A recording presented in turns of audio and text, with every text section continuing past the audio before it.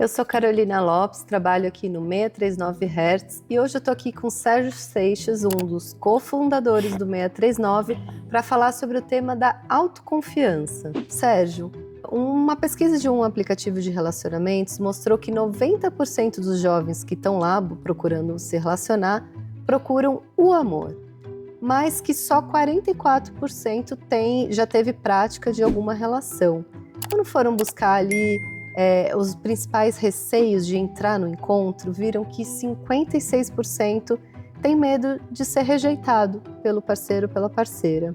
Como você acha que a cultura da imagem da performance, que é potencializada pelas redes sociais, pode estar impactando na autoconfiança dos jovens? É uma bela pergunta. Nessa era da imagem, né, onde a gente pode manipular a imagem, editar as falas, encontrar paisagens bastante interessantes de nós mesmos, dá a impressão de que a gente se conhecer de fato não é tão importante, e sim aquilo que a gente pode aparentar, né? E a performance é uma das representações disso. O tema da rejeição é um dos temas mais verificados nas relações desde sempre. Só que numa sociedade mais narcisista, mais voltada para a autoimagem, a ideia de ser rejeitado, a ideia de não ser incluso é muito dramática, é quase como se fosse uma morte. E aí tem todo um jogo, toda uma manipulação, toda uma performance, todo um script, quando na verdade, no fundo, que eu acho que 100% da nossa alma e 100% de todos nós, no fundo quer viver uma experiência de amor, porque isso é o assunto mais importante dentre todos. Porque é a sensação de pertencimento, de vínculo, de aceitação, de processo de crescimento interior. Você tem uma gama um repertório tão grande de experiências assim revolucionárias na relação. Eu não sei o que é mais revolucionário do que viver uma história, um encontro profundo, um encontro de intimidade. Então, quando você cria um personagem, quando você cria uma imagem, quando você cria uma performance, o que eu tenho que manipular para não ser rejeitado? Agora você vê assim, você fica de repente cada vez mais à vontade com o teu jogo de luz e sombra, com aquilo que você conhece a teu respeito, aquilo que você desconhece, e que numa relação isso vai aparecer, e é importante que apareça, você não vai saber lidar com aquilo. A ideia da gente não ser aceito é incrível, porque a gente tem que ser aceito por todo mundo. Onde é que estava escrito isso? Isso estava na Constituição, olha, você tem que ser aceito por todo mundo. Não, tem pessoas que não só o santo não bate, como as coisas que eu penso não estão veiculadas àquilo que você pensa. Nenhum problema, nós somos diferentes. Então, o que eu faço para ser aceito? Seja quem você é. Isso na teoria é ótimo, mas acontece que se eu for quem de fato eu acho que eu sou, eu não tenho a menor certeza de que o outro vai me aceitar. Mas não é para você ter essa certeza. Não é para você ter certeza nenhuma em relação. Porque esse jogo está aberto, essa relação está aberta. É uma fricção constante. É até um paradoxo, né? Porque a gente fala nesse canal que se relacionar se aprende e criar autoconfiança, então, também se aprende estando em relação. Mas não se entra em relação com medo da rejeição e fica esse círculo vicioso. O medo da rejeição diminui o nosso QI. O medo da rejeição faz com que a gente se torne menos inteligente, ou em outras palavras, mais burrinho. E não é só emocionalmente, não. Intelectualmente também. Você imagina, eu fico pisando em ovos, eu perco a espontaneidade. Será que esse ângulo tá bom? Será que eu não deveria ter falado aquilo? Você quer agradar quem? Eu quero agradar o outro e ao mundo inteiro. Olha, isso daí é uma tragédia anunciada. Porque logo você vai esbarrar no monossílabo não. E isso é lindo para quem tem um comprometimento com a ideia de totalidade, de unidade, a ideia de sim e não, é a primeira fricção, né? Sérgio, você fala bastante de essência, né? A gente tem aqui no 639 um encontro de essências, uma vez que a gente junta as pessoas por meio da sinastria e faz esse match astrológico, né? Como no caso da autoconfiança, desenvolver isso da autoconfiança por meio da essência e não por meio do olhar externo? Como é isso? O que muda quando a autoconfiança é construída desde esse lugar? Muda tudo, muda apenas tudo. Primeiro que você deixa de ser refém, né? Porque se o outro que me valida, então eu dependo do outro. Agora, como é que eu posso ter uma experiência realmente amorosa por mim? Só tem um caminho. Você vai ao teu encontro, conheça-te a ti mesmo. Uma coisa que fica complicada é o seguinte, já entendi isso, já li em todos os livros, já entendi que tem que fazer o autoconhecimento, buscar a mim mesmo, mas tem coisas que eu não gosto em mim, eu não gostaria de fazer contato com isso, né? Então, senhora, então eu tenho uma má notícia para te dar, não vai rolar. Por que não vai rolar? Esse encontro contigo, esse encontro com outro, vocês vão performar, vai ser uma coisa assim de um teatrinho afetivo.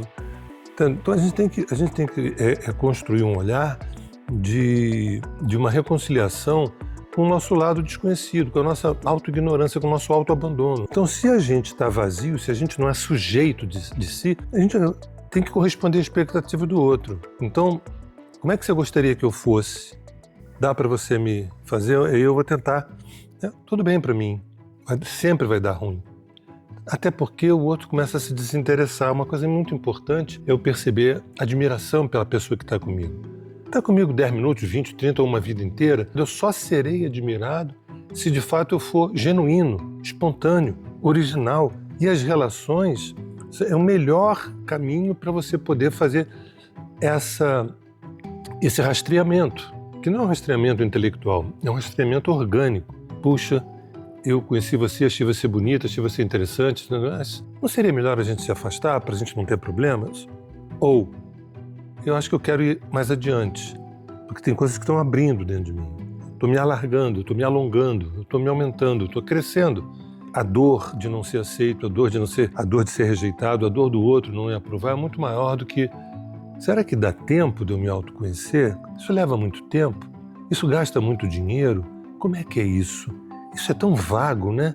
Que a gente vai com esse credo, com essa crença, torcendo para que a gente não tenha o dedo podre. E eu tive a sorte de escolher uma pessoa incrível. Eu não vejo nada de sorte, de azar, eu vejo de uma certa competência da nossa gestão e do nosso mérito desse amadurecimento também, que a gente acaba atraindo. O que rola na nossa vida é meramente uma atração, uma imantação daquilo que a psique está demandando. A gente acha que escolhe. Nossa escolha vai a 10%, 15%. O resto é uma imantação, uma atração que a própria psique faz. Entende? Então, eu acho que... Bem, não sei se eu te respondi, espero que sim. Eu ia fazer... Sim, respondeu com certeza. Eu ia perguntar, assim, né, para quem está aqui ouvindo a gente, assistindo, vendo essa entrevista, essa conversa, em termos práticos, assim, né, o que um jovem que está ali buscando uma relação, tendo a oportunidade de entrar num encontro, mas está ali nessa insegurança, o que você diria assim para quem está começando a vida relacional, aprendendo a dar esses primeiros passos e está percebendo que o medo da rejeição é um lugar que é mais desafiador para dar esse próximo passo? Eu acho que eu preferia ir por um outro caminho, que é tentar encontrar a gênese do desejo, a gênese, quer dizer, a origem de um tesão, que esse tesão não é necessariamente corporal. Sabe, aquilo que faz com que eu me interesse em conversar com uma pessoa. Para mim, por exemplo, a potência erótica ela acontece em 360 graus. Na forma de pensar, de falar, de comer, de transar, de andar. A vida é erótica. Entendeu? Lembrando que quando eu falo de erotismo, eu não estou falando de genitália, não estou falando da parte...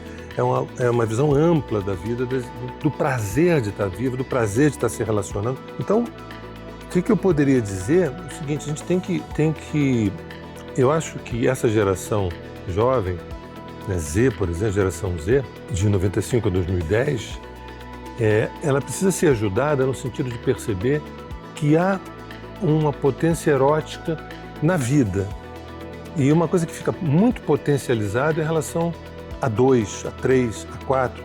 Agora, o que nos é passado ao longo do tempo, né? Que a gente precisa de uma companhia, é muito ruim ficar sozinho.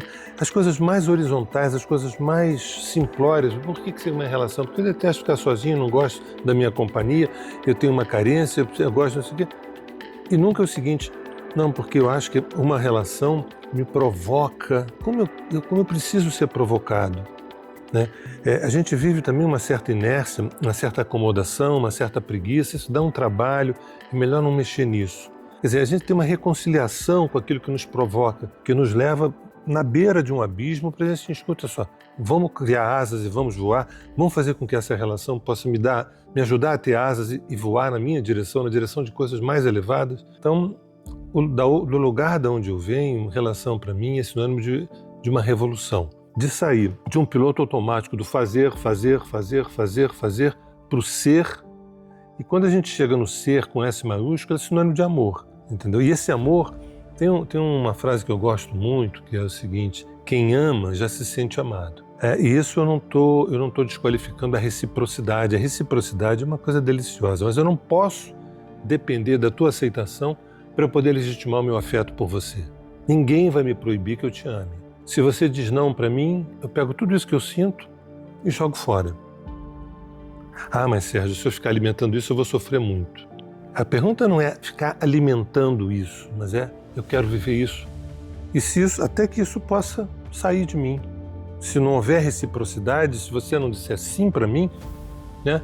Eu tenho um momento que eu digo sim para mim. Todo esse amor que era para você, ele ficou comigo, me abastecendo. E eu te agradeço por você ter sido um estímulo para isso. Porque normalmente o nosso amor é lanterna. É aquele que ilumina fulano, que ilumina Beltrano. Mas tem um momento desse processo evolutivo, e a gente não pede autorização, a psique se impõe, tem um momento que não é mais lanterna, é fogueira, que ilumina 360 graus. E aí a nossa cultura não foi talhada para isso. A gente vive das lanternas. Isso eu gosto, isso aqui não está iluminado, eu não gosto. Isso aqui eu gosto, isso aqui não está iluminado, eu não. Sabe? Então, eu acho que respondendo eu diria o seguinte, puxa, como seria bom se essa geração que está chegando aí, cheia de amor para dar, ainda que não pareça, ainda que muitas vezes não pareça, né, precisa ter uma reeducação com a ideia de que eu não quero preservar nenhuma imagem, eu quero poder abrir e ter ferramentas para eu poder me relacionar com você, porque o teu nome chama-se mundo, teu nome é mundo, e eu quero me relacionar com o mundo, entendeu? Se você me disser que uma parte minha é feia e outra é bonita, eu quero conhecer isso tudo. Talvez você esteja errada, talvez não, entendeu? Nossa, é um absurdo isso tudo. Mas para virar fogueira, poder iluminar tudo, tem que dar o primeiro passo. E para dar o primeiro passo é necessário coragem. E consciência. E consciência. Obrigada, Sérgio. Obrigado. Se você gostou desse conteúdo, se inscreva, comente, dê um joinha, assim a gente vai saber que você quer mais conteúdos como esse aqui nesse canal.